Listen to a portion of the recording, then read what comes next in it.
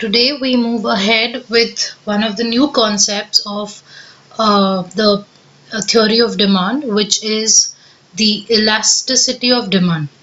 Now, what do you understand by elasticity of demand? In very simple terms, we have already mentioned that that demand changes when the price changes. This is what we've already always been speaking, right? And we've not only seen price as a component or price as a factor which affects demand, but there are multiple factors which affect demand. Basically, in your books, you'll have 6 factors affecting demand.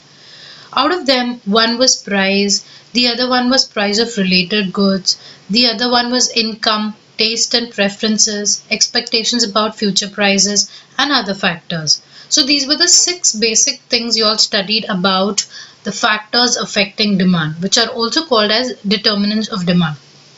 You always went on saying that price affects demand.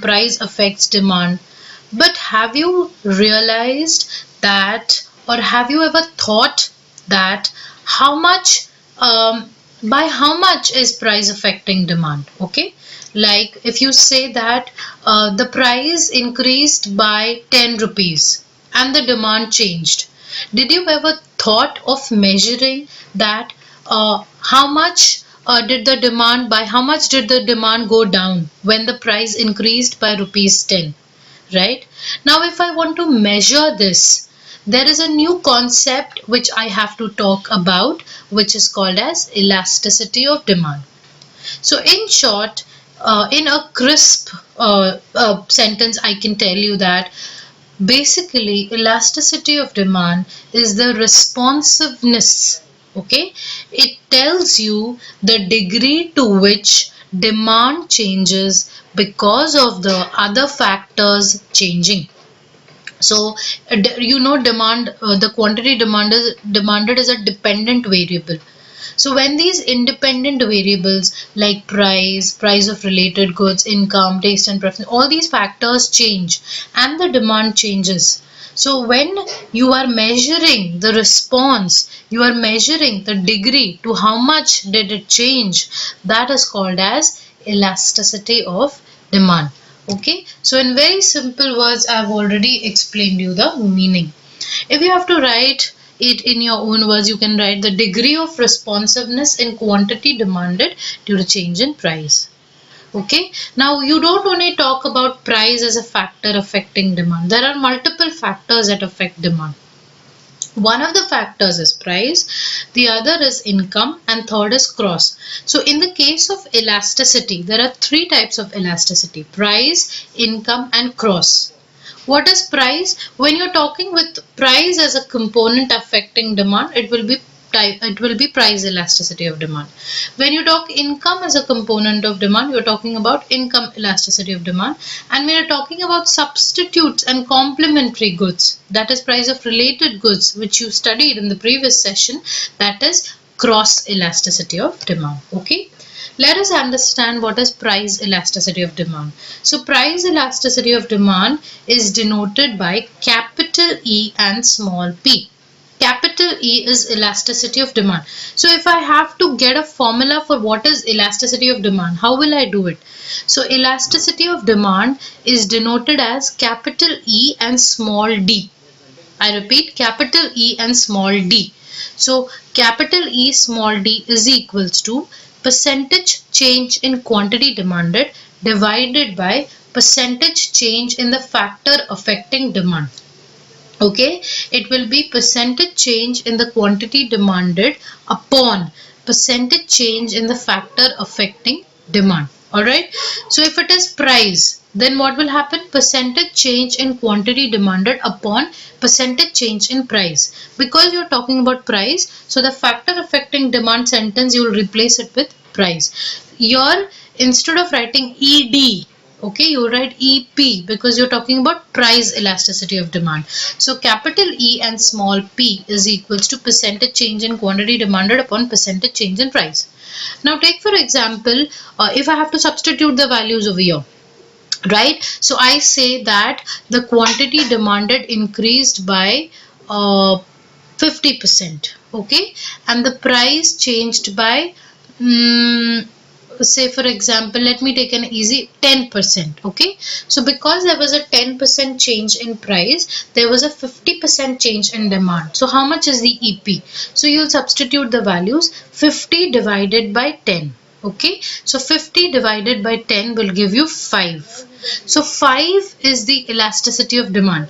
Now with this 5 you can make an interpretation. You can say whether it was whether the demand responded more or the demand responded less, okay. That you can make an interpretation out of the number that you get. Now for that you have to see what are the responses of the demand, okay. So now there are different types of price elasticity. One is perfectly elastic demand, perfectly inelastic demand, unitary elastic demand, greater than unitary elastic demand, and less than unitary elastic demand. These are the different types of price elasticities. Let me take you through each of them very carefully, okay. Now what is perfectly elastic demand, okay. Say for example, first I'll tell you the definition of it, okay. When there is a negligible change in price and there is infinite change in the quantity demanded. I repeat, when there is a negligible like nothing, almost nothing, when there is a negligible change in price and there is infinite change in quantity demanded, it is called as perfectly elastic demand. Your EP is equals to infinite. EP is equals to infinite, okay. Now EP is equals to infinite means what? Means you are not able to measure the demand. You are not able to measure the demand. If I have to show you the curve, how it looks, you already know that the demand curve looks, it is downward sloping from left to right. You already know that, okay. So if I have to show you the graph of perfectly elastic demand, how will I show you that, okay. Say for example, this is your y-axis, this is your x-axis, right, and this is your demand curve, okay. So you write here, this is, here you get EP is equals to infinite. EP is equals to infinite. You're not able to measure demand because this is your quantity demanded, which is in kg, okay, or any unit for that matter. This is your price, okay, which you can denote it as rupees. It is in rupees, okay. So this was your P. Are you able to measure the quantity now? See, what will be the quantity? Is it Q1, Q2, Q3, Q4? What is the quantity? You're not even able to measure it. And therefore you say, therefore you get an answer that when there is a negligible change in price and there is infinite change in quantity demanded, it is called as perfectly elastic demand. Now this is a graph for perfectly elastic demand. How would the graph be if the demand is if it is uh, perfectly inelastic demand, okay. So just let me take a new sheet instead of erasing this, okay. So perfectly inelastic demand will be, you draw your y-axis, you draw your x-axis, okay, which is your quantity. This is your quantity demanded, that was your price. You know right now that what will come on the y-axis, what will come on the x-axis. By now you should know that, okay. Now when there is a change in the price but there is no change in the quantity demanded, that is called as perfectly inelastic, okay. So if you see your, this is your demand curve. So I'll just write D over here, okay. This is your demand curve. I'll write over here D, okay. This is your demand curve. This is your, again you know that over here is your price and over here is your quantity, okay. I'll just write QTY. Now if you see, the price is changing, okay. This is one price, this is another price, this is another price, this is another price. Now price is going on changing. First it was P, P1, P2, okay, and P3. Excuse me for not being so perfect in writing over here. So P, P1, P2, P3. Even if the price is changing, has the demand changed? The demand still remains to be Q. It is fixed. So that is called as perfectly inelastic demand. Okay. Now where do you get to see these types? When it is an urgent necessity, emergency. Okay, so even if the price of the medicines keep on increasing, the demand tends to remain the same. So when it is emergency necessities, you will see that this graph stands true. However, in the previous one which you saw, what was the previous one? Perfectly elastic demand, whether even if the price did not change much but the demand became infinite. You do not get to see any such scenario in the real life. However, in perfectly inelastic, you can take the example of emergency necessities. Now let us see the next type. What is the next type? The next type that you have is unitary elastic. Now what is unitary elastic? Okay, your in case of unitary elastic, your EP, okay, will be equal to 1. Alright, your EP will be equal to 1, which means if there is a 50% change in price, there will be a 50% change in demand. Okay, how will the graph look now? It is called as rectangular hyperbola, the graph. Alright, it has a name. Now if you see here, okay, I don't think I'll be very exact in this. However, I will try to. Okay, so say for example your price was over here, right, and exactly after 1 centimeter, around 1 centimeter, it became here. Quantity is here and then here. Okay, so if I have to draw a line, uh, when your price was high, the demand was this much. Okay,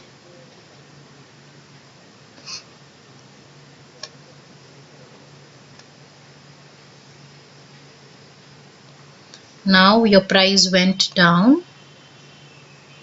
so your demand increased. Alright, so this graph is a rectangular hyperbola. You just have to join this. Okay, so your price was P, your price was P, it went down P1. Okay, your since it went down, so this was Q and it increased Q1. Okay, so here if there is a 50% change in your price and there is a 50% change in demand, it is called as unitary elastic. Okay, now what happens in the case of relatively elastic and relatively inelastic? What do I mean by relatively elastic and relatively inelastic? This greater, that word you see, greater than unitary elastic, it is called as EP greater than 1, and less than unitary elastic is EP less than 1. So these are the this is how it is. Here it will be EP is equals to 0, and here it is EP is equals to, you use the symbol of infinite. Okay, I will just write infinite word, infinite. Okay, so your EP over here will be infinite. The values of EP, what is EP? Price elasticity of demand. Okay, now if you have to say greater than unitary elastic, how will you use greater than unitary elastic? So for greater than unitary elastic, if you have to draw the diagram, you will just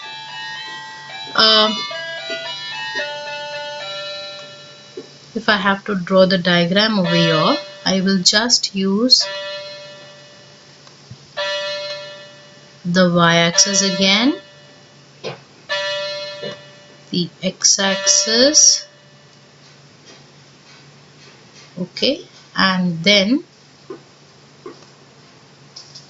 I will show you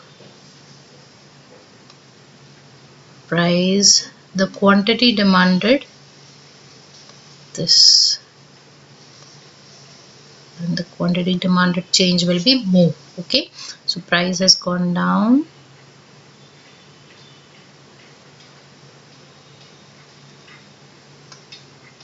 this, all right, and over here this. So if you see here, see the graph how it looks. Okay, so in this case, when the price was you write the price, just let me select P and it is P1. Okay, so the price has gone down by 10% and the quantity demanded, okay, has gone up by 50%. All right, so price has gone down by 10% and quantity demanded has gone up by 50%. So 50 upon 10 is 5. So that is relatively elastic demand. It is changing very high. Okay, say for example there is a discount in the in a brand. Say for example there's a discount in West Side, so that's a famous brand of clothing, right? So the price went down by 10% and you see huge number of people queuing up to buy the clothing which is available in that store. So the demand went up by 50%. Okay, just 10% change in price and 50% change in quantity demanded, that counts to be your, so that happens to be your relatively elastic demand. Okay, so if you have to draw a diagram for relatively inelastic demand, so how will you draw it? You just draw your x-axis. So relatively elastic, you remember the percentage change in quantity demanded is more than the percentage change in price. Okay. In unitary elastic, percentage change in quantity demanded is equals to percentage change in price. Okay. And in perfectly elastic and perfectly inelastic, you don't have to talk about that percentage, whether quantity demanded more or price is more. You just have to say that in perfectly elastic, if the demand is infinite, it is perfectly elastic. Perfectly inelastic, you will say that if the demand does not change irrespective of the price, that is perfectly inelastic, right? This is how you can remember, which is very simple. Now if I have to draw a diagram for relatively inelastic, which is EP is less than 1, okay, so what will happen in this case is your price change will be more and your quantity change will be less. Okay, so say for example I draw this line over here,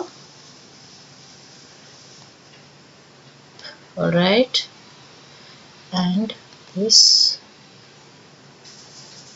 over here, so it is a steep line. Okay, that's a sloping line, this is a steep. See how the diagram is. So this is for your relatively inelastic demand. Okay, you just see a relatively inelastic, that is EP is less than 1. So now you've studied different types of elasticity. You studied perfectly elastic, perfectly inelastic, unitary elastic, greater than unitary elastic, and less than unitary elastic.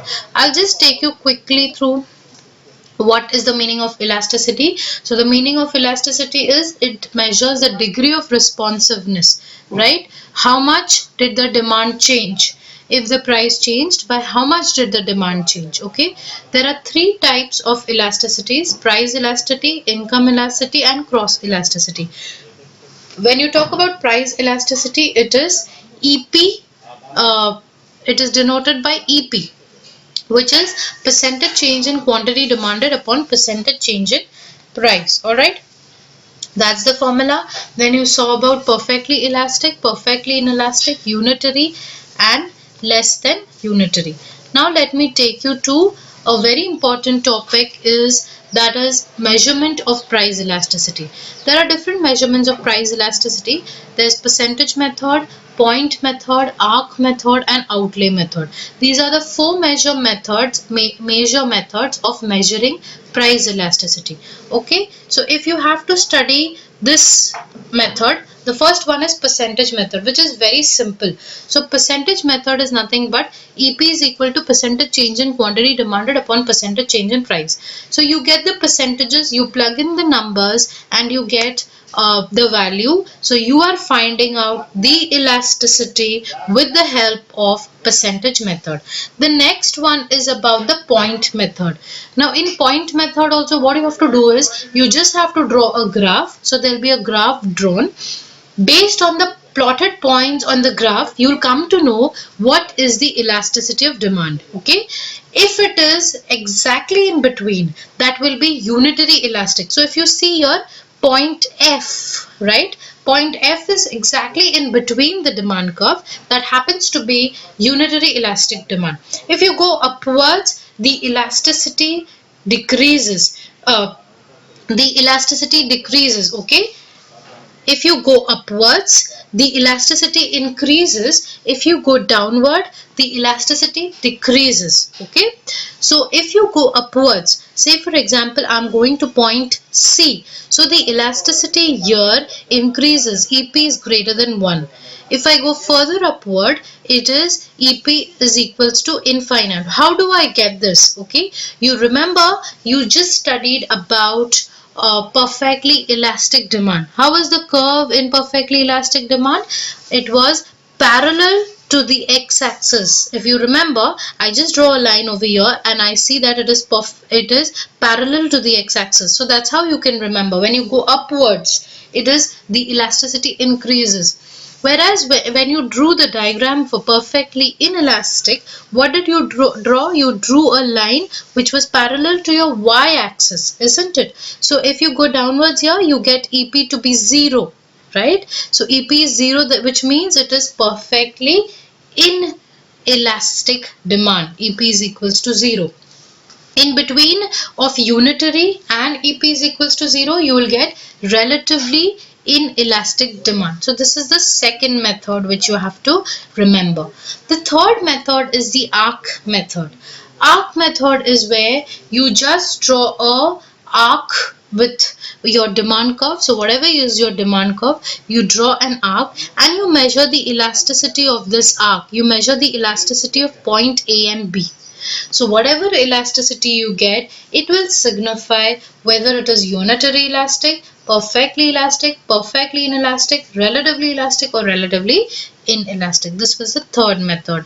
And the last method, that is your outlay method, which you have to understand is, for this you have to understand that you are given an amount. Okay, so if you have an amount, that is your expenditure, total outlay. How will you get that total outlay? Whatever is the price of the product multiplied by the quantity is your total outlay. So if the price is 10, the quantity is 1, 10 into 1 is 10. Similarly, if the price is 7, the quantity is 4, 7 4s is 28. So this is how you get your total outlay. Okay, so in this case, it depends upon your expenditure. Okay, so how will you get this expenditure terminology? Whenever you get your expenses, okay, equal to your spendings, your total outlay. Okay, whatever is the total outlay and whatever is your income. Okay, so if your income is 30 and your spendings are all 30, that happens to be unitary elastic. Okay, if your spendings are less, so here it was less, right? You were spending less. You had 30 rupees but you are spending less, then it is ED is greater than 1. Okay, you can note it with ED, EP, it's one and the same. For price elasticity, it is denoted with both. Okay, so here you get ED to be greater than 1. Now if your spendings again are less, okay, over here, so then you get your ED to be less than 1. So these are the different ways how you can find out the elasticity of demand, the measurements of elasticity of demand. There's total outlay method, there is arc method, there is point method, and there is percentage method. So with this help of four methods, you can find out the elasticity of demand. So in today's class, we spoke about the concept of elasticity of demand, only keeping in mind price elasticity, and we covered the measurements of elasticity. When we meet in the next class, we will be studying further the income elasticity of demand and the cross elasticity of demand. Just to give you a glimpse of it, income elasticity of demand is when you take income into consideration, and when you're talking about cross elasticity of demand, you are talking about the price of substitutes and complementary goods. Okay, so thank you everybody.